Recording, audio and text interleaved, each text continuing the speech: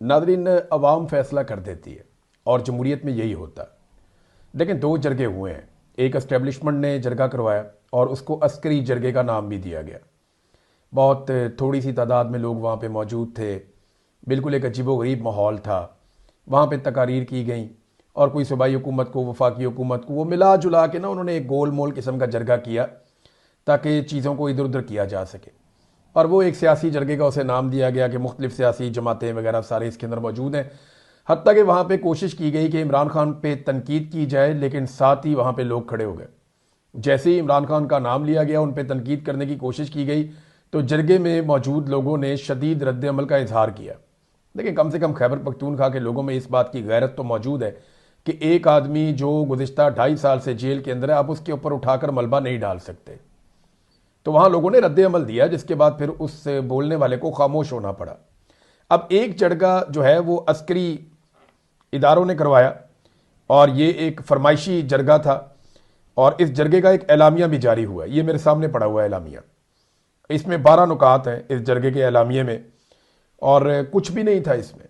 यानी एक गोल मोल किस्म का जरगा था। उसमें कहते हैं जी कि वादिय तीरा में अमन बहाल किया जाए और ज़मानत दी जाए अमन की। फायरिंग शेलिंग, घरों पर मार्टर हमले और क्वाड कॉप्टर गिराने जैसे वाकयात, ड्रोन श्रोन, ये सारे बंद किए जाए और बाइज्जत वापसी को यकीनी बनाया जाए। रजिस्ट्रेशन का मामला है इसके बाद। फिर वो ये कहते हैं कि जो घर और जायदाद जिन लोगों की है उन्हें आईडीपीज़ का स्टेटस दिया जाए। फिर साथ ही वो पोलियो के ऊपर उनके कुछ तहफ़्फ़ुज़ात हैं, बाकी चीज़ें रजिस्ट्रेशन के हवाले से वो उन्होंने इसमें उठा लिया। और सूरत हाल कह रहे हैं जी तशवीशनाक हो गई है, हंगामी बुनियादों पे कंट्रोल किया जाए। और कह रहे हैं जी हम एक तहरीक का भी आगाज़ कर रहे हैं आज के बाद से। अगवा बराए तमाम धमकी अमेज़ कॉल्स और आम शहरियों में खौफ व राज के खात्मे के लिए हुकूमत जिम्मेदारी पूरी करे। फिर ये यहाँ पे ना बड़ी वारदात डालते हैं ये जरगे वाले, वो अस्करी जरगा है ना। वो कहते हैं जी सूबाई और वफाकी हुकूमतों की जानिब से मुतासरीन के हवाले से गैर संजीदा बयानबाजी और रवैया काबिल अफसोस है। ये किसने कहा जी? सूबाई हुकूमत तो कह रही थी ऑपरेशन करना ही नहीं है, लोगों का इनखला करना ही नहीं चाहिए। वफाकी हुकूमत और इदारे कह रहे थे नहीं जी कड्डो बाहर सारे यहाँ ऑपरेशन होगा और देखते हैं हम कौन ऑपरेशन से रोकते हैं, किसी का बाप भी नहीं रोक सकता। तो दोनों तरफ का रवैया आपके सामने है। वो कह रहे हैं जी कि दोनों अपनी बयानबाजी बंद करें।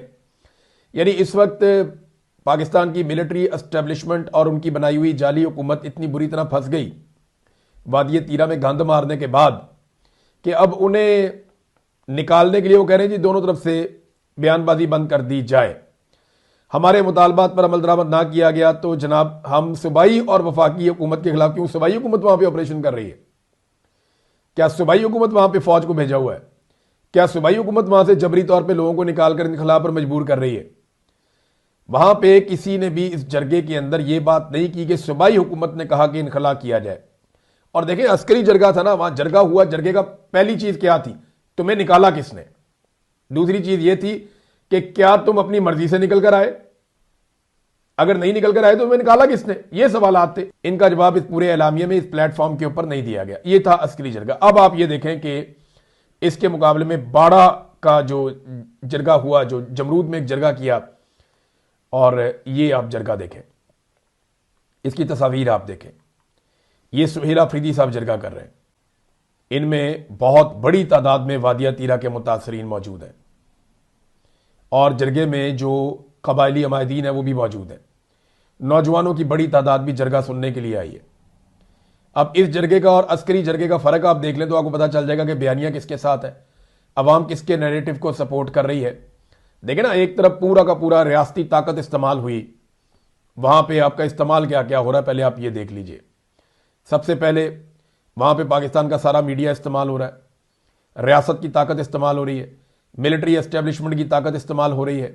वो अपने सारे वसाइल इसके अंदर झोंक रहे हैं, बेशुमार पैसा इस्तेमाल कर रहे हैं और इतना सा जरगा। और दूसरी तरफ कुछ भी इस्तेमाल नहीं हुआ।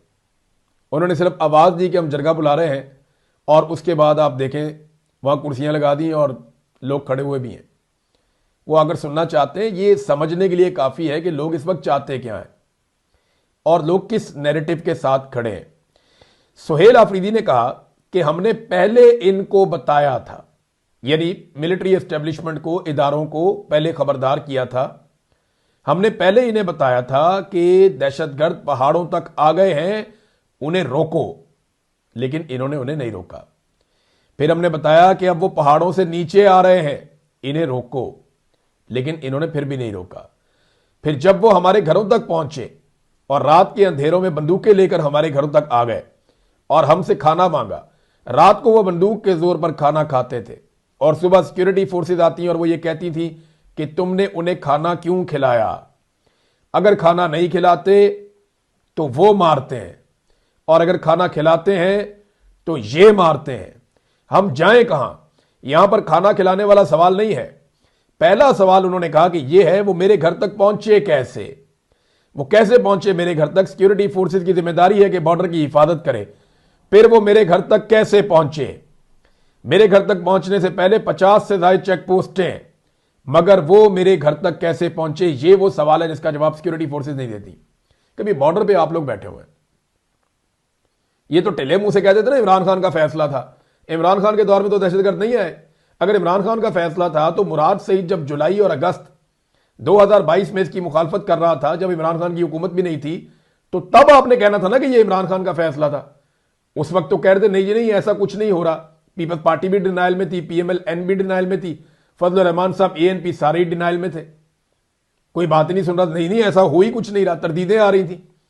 और जब दहशतगर्द आ गए तो अब कह रहे हैं जनाब इनके खिलाफ ऑपरेशन करना है, अब हमने वहां पे लड़ाई करनी है। तो पहले इस बात का तो जवाब दो कि इन्हें लाकर बसाया क्यों। देखें, बॉर्डर के ऊपर इक्का दुक्का बंदा क्रॉस करना कोई बहुत बड़ी बात नहीं है।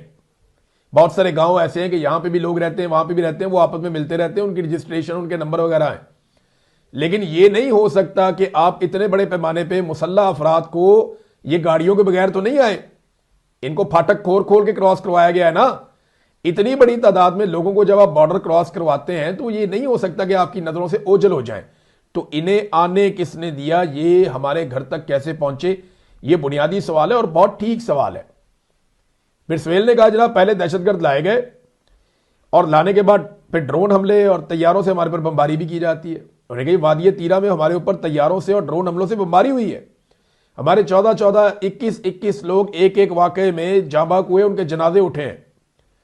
और जरगों की कवरेज करने वाला जो मीडिया है ना, ये जो अस्करी जरगों की कवरेज कर रहा है, इस मीडिया ने हमारे शोहदा को दहशतगर्द करार दे दिया। मीडिया हमारे मासूमों को दहशतगर्द कहता रहा। मैं गवाही देता हूं और ये सारा जरगा गवाही देता है कि वो बेगुनाह थे। इस पे लोगों ने वहां पे खड़े होकर गवाही भी दी। फिर एक बड़ा अफसोसनाक वाकया भी सुहेल आफरीदी ने सुनाया। उसने कहा एक मासूम बच्ची को शहीद किया गया और जब मेरे तीरा के अवाम ने वो मासूम बच्ची पुरअमन एहतजाज के लिए सिक्योरिटी फोर्सेज के सामने रखी, तो इन्हें सिक्योरिटी फोर्सेज ने, उन्हीं सिक्योरिटी फोर्सेज ने मेरे लोगों पर गोलियां चला दी, जिससे मेरे 5 लोग मजीद शहीद हो गए, बहुत सारे जख्मी भी हुए थे, उसमें मुझे याद है। यह सब फौजी ऑपरेशन के लिए राह हमवार करने के लिए किया जा रहा था, यह सुहेल आफरीदी ने बताया। जब तीरा के अवाम को मजबूर किया गया और जबरदस्ती अपने घरों से निकाला गया, मेरे लोग सख्त बर्फबारी में पहाड़ों में फंसे और पूरी दुनिया ने तीरा के अवाम के साथ होने वाला जुल्म और जबर देखा, तो उनको एहसास हुआ कि हम शर्मिंदा होने जा रहे हैं। उन्होंने एक कार्टून के जरिए प्रेस रिलीज निकाली जिसमें लिखा गया था कि तीरा के अवाम रजाकाराना तौर पर तीरा से निकल रहे हैं। हालांकि रजाकाराना तौर पे कौन निकलता अपना घर छोड़ के।